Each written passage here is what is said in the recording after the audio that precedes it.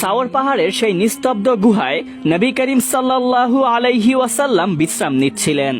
তখন হযরত আবু বকর রাদিয়াল্লাহু তাআলা আনহু লক্ষ্য করলেন সেই ফাঁকা গর্তটির ভেতর থেকে সাপের আওয়াজ আসছে। তিনি নিজের পায়ের গোড়ালি দিয়ে সেই খালি গর্তটি চেপে ধরলেন। গুহার সেই অন্ধকার গভীরেই লুকিয়েছিল এক বিষাক্ত সাপ। বারবার সেই সাপটি বের হয়ে আসতে চাইছিল, কিন্তু হযরত আবু বকরের অটল পা তাকে বাধা দিচ্ছিল। এক পর্যায়ে সেই বিষধর সাপ তার পায়ে আঘাত করলো। একবার নয়, পরপর কয়েকবার। অতঃপর সাপটি আবারও গর্তে চলে গেল। তীব্র ব্যথায় তার শরীর কেঁপে উঠল, বিষ শরীরে ছড়িয়ে পড়তে লাগলো। কিন্তু তবুও তিনি নিজের পা এক চুলও সরালেন না, কারণ তার মনে একটাই ভয়, যদি আল্লাহর নবীর ঘুম ভেঙে যায় অথবা কোনো বিষাক্ত প্রাণী তাকে আঘাত করে। ব্যথার তীব্রতায় তার চোখ থেকে অশ্রু গড়িয়ে পড়তে লাগলো।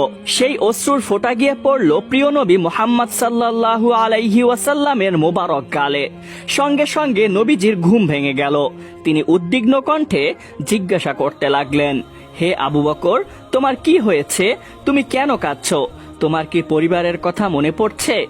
হযরত আবু বকর রাদিয়াল্লাহু তাআলা আনহু গভীর ভালোবাসায় বলতে লাগলেন, ইয়া রাসূলুল্লাহ, আল্লাহর কসম, আমার পরিবার বা সন্তানদের ভালোবাসা কখনোই আপনার প্রতি আমার ভালোবাসার চেয়ে বড় হতে পারে না। আমি কাঁদছি কারণ সম্ভবত কোনো বিষাক্ত প্রাণী আমার পায়ে আঘাত করেছে। অতঃপর তিনি তার লালা মোবারক হযরত আবু বকর রাদিয়াল্লাহু তাআলা আনহু এর পায়ে লাগিয়ে দিলেন।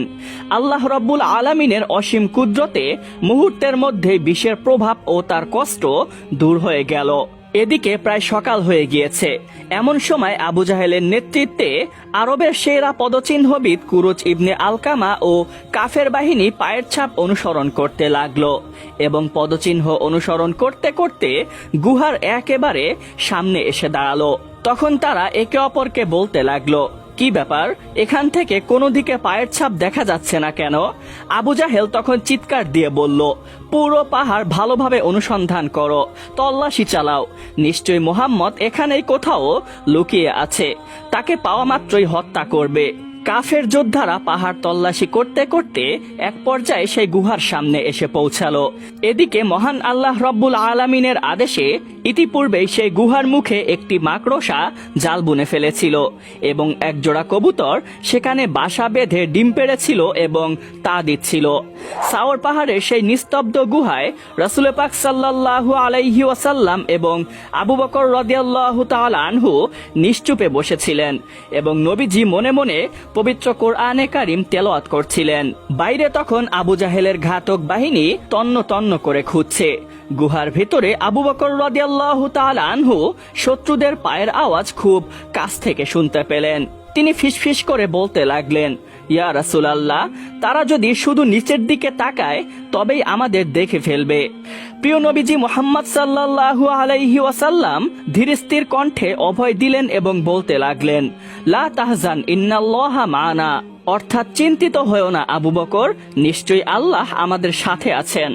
নবীজির সেই অটল বিশ্বাসে আবু বকর রাদিয়াল্লাহু তাআলা আনহু এর অস্থির মন শান্ত হয়ে গেল।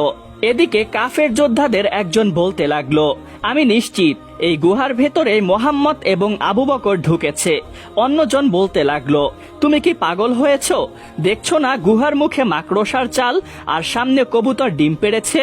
কেউ যদি এই গুহায় ঢুকতো তাহলে চাল ছিঁড়ে যেত এবং কবুতর উড়ে যেত।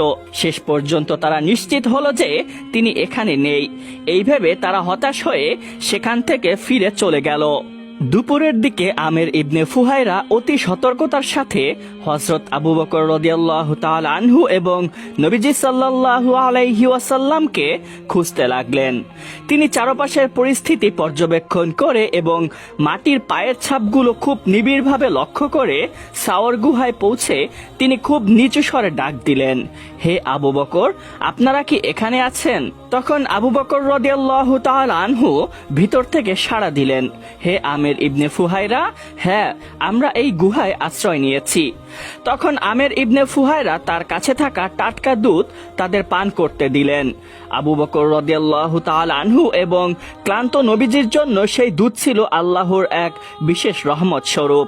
অতঃপর আমের কিছুক্ষণ সেখানে অবস্থান করলেন এবং মক্কার হালচাল নিয়ে তাদের সাথে সংক্ষেপে কিছু কথা সেরে নিলেন এবং আবার সাবধানে পাহাড় থেকে নেমে গেলেন। এদিকে আবু বকর রাদিয়াল্লাহু তাআলা আনহু এর কিশোর ছেলে আব্দুল্লাহ মক্কার অলিগলিতে